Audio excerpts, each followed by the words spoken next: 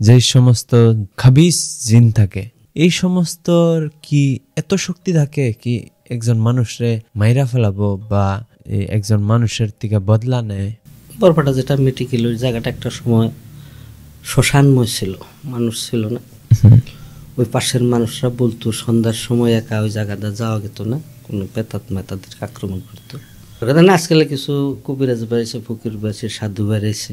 একটা ছেলে একটা মেয়েকে ভালোবাসে, সেই মেয়েটা হয়তো তার কন্ট্রোলে থাকে না, এরকম সাধু বাবার কাছে যায়, বলে হ্যাঁ আমাকে একটা উপায় করে দিন। তারা হয়তো তাবিজ কবজ কিছু ঝাড়ফুঁক করে তাকে কন্ট্রোল করে দেওয়ার মতো কিছু কাজ তারা করে বলে জানা যায়। কিন্তু আমার একটা বিশ্বাস, আমি ভাবি যে এগুলো আমার বিশ্বাস হয় না। যদি তাবিজ কবজি তাই করতে পারতেন, তাহলে কেউ হয়তো উচ্চ বংশে একটা গরিব লোক তাবিজ করে বা এরকম জাদু মন্ত্রকে সে মেয়েটাকে সে বিয়ে করতে পারত। বহুত ধরনের ঘটনা বা বহুত ধরনের কিতাব, বহুত ধরনের ফিল্ম বানানো হয়েছে ভূত বা প্রেতাত্মার উপরে। এই সমস্ত বস্তুই কি কাল্পনিক বস্তু নাকি, বা এই সমস্ত বস্তু কি মানুষে কল্পনা করে লিখছে, না এনে কোনো বাস্তবতাও আছে? আমার দিক থেকে বলতে পারে যে শয়তান বা ভূত, এটা ইসলামের হয়তো মুখ্য গ্রন্থ কুরআন মাজারেও আসছে যে শয়তান বা ভূত আছে। হাই এভরিওয়ান, আজকে আইনগর মাঝে আবার এলাম একটা নতুন এপিসোড নিয়ে, মিস্টার এক্সমেন শোর। আজকে আঙ্গর এই এপিসোডের স্পেশাল গেস্ট হলো mister Nasim Ali Ahmed sir. Hello sir. Hello. আজকে আইনের আঙ্গর এই পডকাস্টে কেমন লাগতেছে? প্রথমে আমি বলি, আপনারা যে প্রসেসটা নিয়েছেন, আপনাদের যে সব স্তরের কর্মকর্তা আছে তাদেরকে আমি প্রথম আমার আন্তরিক ধন্যবাদ জানাই। আর এখানে আমার খুব ভালোই লাগছে, আর আপনাদের যেটা প্রসেসটাও প্রশংসনীয়। Thank you sir. আমরা কিছু কথা আলোচনা করবো। এই যে ভূত বা প্রেতাত্মা, এই সমস্ত বস্তুগুলা কি হাসায় এই দুনিয়ার বুকে আছে না নাই? আইনের কি মতামত? বর্তমান যেটা যুগ, এটা হলো বিজ্ঞানের যুগ। বিজ্ঞানী কিন্তু এগুলো প্রশ্রয় দেয় না, বিশ্বাস করে না, কারণ বিজ্ঞান হলো বাস্তব। এটা তারা করে, যেটা বাস্তবে লোক সমাজে বা দেশে বিদেশে বা মানুষকে প্রত্যক্ষ করাতে পারে, আর সেটাই বিজ্ঞানে মানে। কিন্তু যেটা ভূত অথবা প্রেতাত্মা, এই বিষয়ে যদি বিজ্ঞানীরা অনুসন্ধান করছেও আবার করেও নাই, কিন্তু তাদের মতে পৃথিবীতে কোনো প্রেতাত্মা ভূত নাই। কারণ বিজ্ঞানীরা এখন পর্যন্ত এই প্রেতাত্মার বিষয়ে কোনো একটা প্রুফ লোক সমাজে তারা পেশ করতে পারে নাই, প্রকাশ করতে পারে নাই। তাই আমি প্রথমে বলি যে হয়তো বিজ্ঞানসম্মতভাবে এটা বিজ্ঞানীরা মানে না, কিন্তু লোক সমাজে গ্রামে গঞ্জের যেগুলো হয়তো পূর্বের লোক আছে বা এখনও যারা আছে, যেগুলো হয়তো ঝাড় জঙ্গল, নীরব জায়গা, মানুষহীন জায়গায়, সেখানে এগুলো হয়তো বর্তমানে বিদ্যমান পাওয়া যায়, কোনো লোকে দেখে বা মানুষের সম্মুখে এগুলো উপস্থিত হয়। মানুষকে নানান অসুবিধাও কোনো মানুষকে ভয় দেখায় বলেও জানা যায়। আমার দিক থেকে বলতে পারে যে শয়তান বা ভূত, এটা ইসলামের হয়তো মুখ্য গ্রন্থ কুরআন মাজারেও আসছে যে শয়তান বা ভূত আছে। এটা বলতে গেলে বলা যায় যে কিবা একটা শক্তি বা কিবা একটা যে জিনিস একটা আছে, এটা হয়তো থাকে বলে আমার একটা বিশ্বাস। যেহেতু আমি ওই রকম কিবা একটা প্রত্যক্ষ করছি, মানে অন্য জীবনে এমনি ধরনের ঘটনা পাইছেন? পাইছি, দেখছি। আমি তার একটা উদাহরণ বলতে পারি। একদিন আমি আমার চেম্বার থেকে আমি আসতেছি, একটা নদীর পাড় দিয়ে আমার বাড়ি ছিল, নদীর পাশে উত্তর দিয়ে পাট ক্ষেত, দক্ষিণ দিকে প্রায় 50 মিটার দক্ষিণে ব্রহ্মপুত্র নদী। সন্ধ্যাবেলা দুইটা ছেলে 5 থেকে 7 বছর বয়সে, এরকম দুইটা পুরুষ ছেলের মতো নাচতেছে, হাসাহাসি করতেছে। আমি আসতেছি, ওই সময় ক্ষেত খামারে কোনো মানুষ থাকে না, কেউ নামাজ পড়তেছে, কেউ বাড়িতে হাত পা ধুতেছে, এমন একটা সময়। তখন আমি বললাম, কে কে রে? যখন আমি এই কথা বললাম, ওরা নাচা ছেড়ে দিয়ে নদীর দিকে ওরা রান্না হলো। আমি পিছে পিছে গেলাম, কার ছেলের দিকে যায়, কিন্তু ওরা নদীর কাছারের তলে যখন গেল তখন তাদেরকে আর দেখলাম না। এটা আমার তখন একটা সন্দেহ হলো যে বাচ্চা ছেলে হয়তো ডাক দিত বা কার বাড়ির কইতো, এরা নদীর দিকে গেল কেন? নদীতে অবশ্য পানিও আছে, কিন্তু আমি ওদের পাশে বসে যে আর দেখলাম না। এটাই আমার জীবনে দেখছি আর কি। তখন হয়তো আমি বিশ্বাস করছি যে প্রেতাত্মা বা ভূত আছে। আর এটাই একটা সত্যি কথা যে মানুষের যেই তরি নিজের চোখে আর মনের টিকা না দেখে যে একটা ভূত বা প্রেতাত্মা আছে হেতুরে বিশ্বাস করে না। বহুত ধরনের ঘটনা বা বহুত ধরনের কিতাব, বহুত ধরনের ফিল্ম বানানো হয়েছে ভূত বা প্রেতাত্মার উপরে। এই সমস্ত বস্তুই কি কাল্পনিক বস্তু নাকি, বা এই সমস্ত বস্তু কি মানুষে কল্পনা করে লিখছে, না এনে কোনো বাস্তবতাও আছে? নাটক, সিনেমা এগুলো হয়তো বাস্তবের কিছু আলম নিয়েই হয়তো লেখকরা কল্পনা করে সেগুলো লেখে, নাটক করে, সিনেমা করে। ভূত প্রেত যেটা হয়তো প্রেতাত্মার কথা বলা হয়েছে, আমি একটা কিতাবে দেখলাম ভারতবর্ষ বা বিশ্বের অনেক পুরনো হোটেল আছে, সেই হোটেলের ভিতরে মানুষ হয়তো একটা এই প্রেতাত্মা দেখার জন্য অনেক মানুষ সেখানে তো ভাড়া নিয়ে থাকে। আর সেই হোটেলগুলোতে হয়তো মেয়ের রূপে গান করতে শোনা যায়, হাঁটতে শোনা যায়, নুপুর পায়ে দিয়ে ঝুনুর ঝুনুর করে হাঁটে, এটা শোনা যায়। এটা ভারতবর্ষে আছে বা বিশ্বের অন্যান্য দেশে বড় বড় পুরনো হোটেলে আছে, এখনও চলতেছে। তো যদি এটা যদি না থাকতো তাহলে এইরকম কেন হইতো? এটা তো বিশ্বাসযোগ্য কথা। আপনারা যদি করেন, এটার খবর নেন বা টিভির বা চ্যানেলে কোনোই করেন, তাহলে আপনারা জানতে পারবেন এরকম হোটেল বিশ্বে অনেক আছে, যে হোটেলগুলোতে প্রেতাত্মা অথবা ভূত বিরাজিত আছে। মানুষের দেখে, এগুলো দেখার জন্য তারা হোটেল বুক করে থাকে। এখন বিজ্ঞানের যুগে এটা তো বিজ্ঞানে বিশ্বাস করে না, কিন্তু গ্রাম্য অঞ্চলে হয়তো ভূতের বা প্রেতাত্মার আবির্ভাব আছে, এটা দেখাও যায়, অনেকে দেখে। স্যার, এই যে কিছু মানুষে ছোটবেলার থেকে কোনো মেন্টাল প্রবলেম নাই, কোনো কিছু নাই, কিন্তু হঠাৎ কইরা দেখা যায় যে পাগলামি করা আরম্ভ করছে বা এমন ব্যতিক্রম ব্যবহার স্টার্ট করছে যেগুলা আগে পরে কোনো দিন করে নাই, কিন্তু সে কোনো শ্মশানের পাশে দিয়া বা কোনো নির্জন জায়গা দিয়া আইছিল, তার নিগাই এমনি ধরনের আচার করা আরম্ভ করছে। এটার বিষয়ে কি খবর জানেন?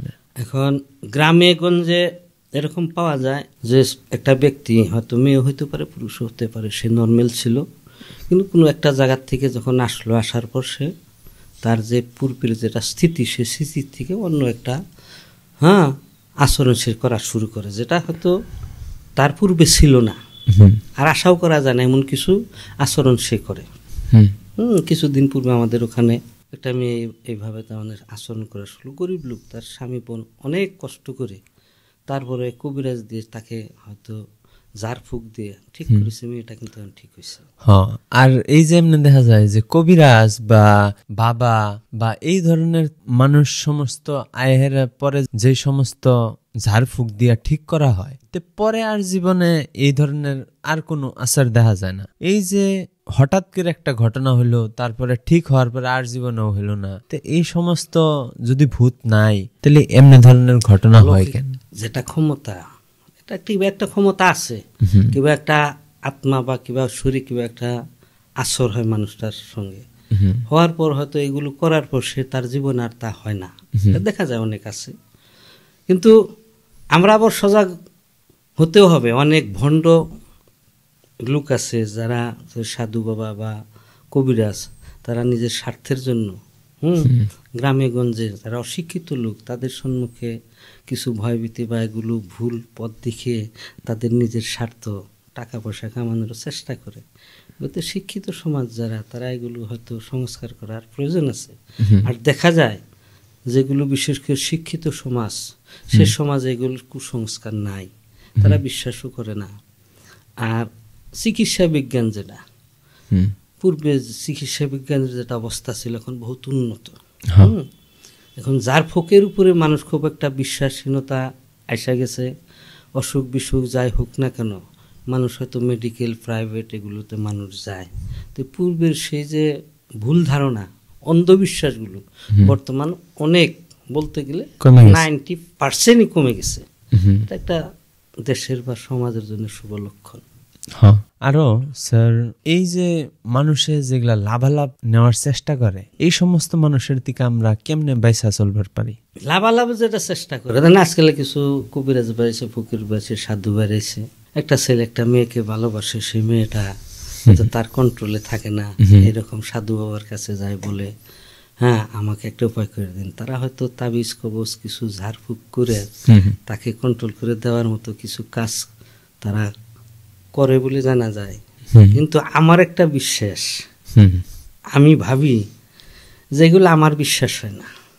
যদি তাবিজ কবজি তাই করতে পারতেন তাহলে কেউ হয়তো উচ্চ বংশে একটা গরিব লোক তাবিজ করে বা এরকম জাদু মন্ত্রকে সে মেয়েটাকে সে বিয়ে করতে পারতো। তা তো হইতেছে না, হয় কি দেখা যায় না, তাই না? আবার একটা ধরো রাজনীতির মেয়ের পাকে আমি যেমন আমাকে বলছি আমি রাজনীতি করি, আমার রাইফেল আছে রাজনীতির, আমি যদি তাই করতে পারতাম তাহলে তাকে কি করতাম, জাদুমন্ত্র করে বা তাবিজ করে তাকে দুনিয়ার থেকে হাঁটিয়ে দেওয়া অথবা আমার বশ করে ফেলতাম। এটা তো সম্ভব হয় না। হ্যাঁ, এটার মধ্যে আমার কোনো বিশ্বাসযোগ্যতা নাই।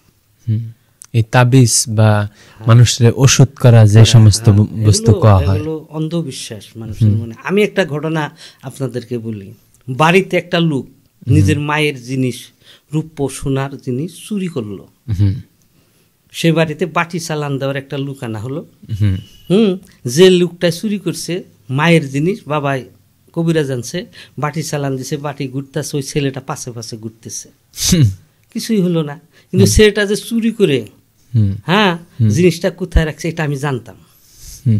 জানলাম যখন তাদেরকে বিক্রি করতে দিলাম না, ওই ছেলেটাকে বললাম তোকে আমি যে কোনো প্রকার তোর বাবা হয়তো আমি কোনো শাস্তি না দেওয়া করে তোর ই করে দেবো, তো জিনিসটা তুই বিক্রি করবি না, আমার হাতে দে। সে আমার নানা ছিল। আমি নানাকে বললাম যে তোমার জিনিস তুমি ঘুরিয়ে ঘুরিয়ে তো সন্তুষ্ট? বললো হ্যাঁ। পরে আমি তাদের কাছে ছেলে নিয়ে তারেক ভাই ভতিজার কাছে ওই জিনিসটা ছেড়ে দিছে, অথচ কবিরাজ আছে বাটি চলতেছে পাশে পাশে ঘুরতেছে, ওর দিকে নাই। ওই দিনে আমি জানলাম এগুলো মিথ্যা কথা, এগুলো চলো না, এটা আমার বাস্তব জীবনের কথা, বুঝছেন? যার জন্য আমি এগুলো বিশ্বাস করি না। জীবনে বহু ধরনের অসুবিধা আহে মানুষের লাইফে, তে কিছুমান অসুবিধা সলভ করার নিগা মানুষে এক ধরনের মানুষের কাছে যায়। কিছুমান মানুষে ভাবে যে আমার ঐশ্বরিক যেগুলা প্রবলেম আইতাছে এই সমস্ত প্রবলেম আমি সলভ করবো এই ধরনের বাবা বা ভণ্ড মানুষের দিয়া। তে ওগুলা মানুষে ওই টাইমে এই মানুষগুলারে লুটপাট করে খায়। এই সমস্ত বস্তু দেখা যায়। এই যে ভূত যে বা প্রেতাত্মা, এই ভূত বা প্রেতাত্মা অ্যাকচুয়ালি হইল কেমনে বা আইলো কোন থেকে বা কেমনে করে হয়? এটা দুইটার কারণ ধরেন যেটা সামাজিকভাবে শোনা যায় কিন্তু প্রুফ দেওয়া যাবে না। শুনি অবৈধ কিছু মানুষের সন্তান যে জন্ম দেয়, এগুলো ধরেন নিজের মান ইজ্জত শহরত রক্ষা করার জন্য সেই সন্তানগুলো জন্ম হলে তারা কি করে গোপনে হত্যা করে, তাদের কোনো ধর্মীয় সংস্কার করা হয় না। হ্যাঁ, আর সেগুলো থেকেই এই প্রেতাত্মার জন্ম বলে হয়তো সাধু যারা কবিরাজ যারা তারা কিন্তু বলে যে সে আত্মাগুলো হ্যাঁ যারা যেগুলো সন্তান এগুলোর থেকেই এই প্রেতাত্মার জন্ম হয়। আবার কোনো জায়গায় মানুষ হয়তো কেউ মেরে ফেললো, সেই মানুষটাকে ধর্মীয় সংস্কার যদি করা না হলো সে আত্মাটাও অশান্তি ভোগ করে সে ওই প্রেতাত্মায় পরিণত হয় বলে সমাজে প্রচলিত একটা কথা আছে। হ্যাঁ, তা আমি ভাবি যে এভাবেই এই প্রেতাত্মাগুলোর জন্ম হয়। বরপাটা যেটা মেডিকেল ওই জায়গাটা একটা সময় শ্মশানময় ছিল, মানুষ ছিল না। ওই পাশের মানুষরা বলতো সন্ধ্যার সময় একা ওই জায়গাটা যাওয়া যেত না, কোনো প্রেতাত্মা তাদেরকে আক্রমণ করতো। তারপর যখন বরপাটা মেডিকেল হলো, এখনও মেডিকেল হয়েছে, সব কিছুই বিল্ডিং হয়েছে, আমি শুনছি ওই এলাকার লোকের কাছে এখনো শুনি রাত্রবেলায় দরজাগুলো একলাই খুলে যায় কোন কোন রুমের, ছোট ছেলে মতো চিৎকার করে হাসি করে। কত দূর সত্য হয়তো ওখানকার যারা দেখছে হ্যাঁ তারা জানতে পারবো, আমি শোনা কথা। তাহলে এটাও একটা বলা যায় যে প্রেতাত্মা আছে, কারণ ওই জায়গাটা একটা সময় খুব খারাপ জায়গা ছিল। সন্ধ্যার টাইমে হয়তো শহরের থেকে মানুষ ওই পথ দিয়ে বাড়িতে একা যাইতো না। সেখানে আমি মেয়ে বিয়ে দিছি, আমার বিয়েও বলতো যে জায়গা দিয়ে আমরা একা একা আসতাম না, কয়েকজন একসঙ্গে আসলে আমরা যাইতে পারতাম, নইলে আমাদেরকে সাজা করতো। তাহলে এখানে বোঝা যায় যে নিশ্চয়ই প্রেতাত্মা ওখানে আসছিল আর এখনও আছে, যার জন্য মেডিকেলে এই অবস্থা হয়। এটা কত দূর সত্য, হ্যাঁ, তারা বলতে পারবো। আর এটা সত্য বলে আমার একটা ধারণা, তা না হলে মানুষে বলে না যে প্রেতাত্মা যে আছে, হ্যাঁ, একটা আমি বিশ্বাস করি আর কি। যেহেতু আমরা মুসলমান, আমাদের যে কোরআন শরীফ আল্লাহ রাব্বুল আলামিন অবতীর্ণ, সেখানে আল্লাহ শয়তান বা ভূতের কথা বলছে, কিন্তু শয়তান আছে, শয়তানে মানুষকে প্রতারণা করে, আর মানুষের শিরায় শিরায় উপশিরায় শয়তান প্রবেশ করতে পারে, মানুষকে কুপথে নিতে পারে। ইসলামেরও কোনো কোনো বিজ্ঞ লোক বলে সে সব রূপ ধরতে পারে, একমাত্র আমার নবী করিম সাল্লাল্লাহু আলাইহি ওয়াসাল্লামের রূপটাই সে ধরতে পারে না। শয়তানে আছে যে নিশ্চয়, হয়তো আমরা মুসলমান, কোরআন মোতাবেক এটা আমরা মানা লাগবো নিশ্চয়। এই শয়তান বা ভূত, প্রেতাত্মা, জিন, যে সমস্ত খাবিস জিন থাকে, এই সমস্ত কি এত শক্তি থাকে কি একজন মানুষরে মাইরা ফেলাবো বা একজন মানুষের থেকে বদলা নেয়? শোনা যায় তেমন হয়তো কোনো জিন বা কবির জিন পুরা নার্সে জিন ও ইনসানের বিচার হবে। তা আমরা তো ইনসান মানুষ, কিন্তু জিন বা পরীকে আমরা দেখি নাই, হ্যাঁ, কিন্তু জিন পরি যে আছে এটা কোরআনে আল্লাহ কইছে যে হাসরের দিবস, যেদিন বিচার দিবস, ইসলামের হয়তো যারা বিজ্ঞ আলেম, কোরআন হাদিস নিয়ে যারা থাকে তারা হয়তো জানে যে সেখানে বলছে আমি মানুষ ও জিনকে আমার ইবাদতের জন্য সৃষ্টি করেছি, এটা কোরআন আল্লাহ বলছে। আর বিচার দিবস জিন আর ইনসানের বিচার হবে।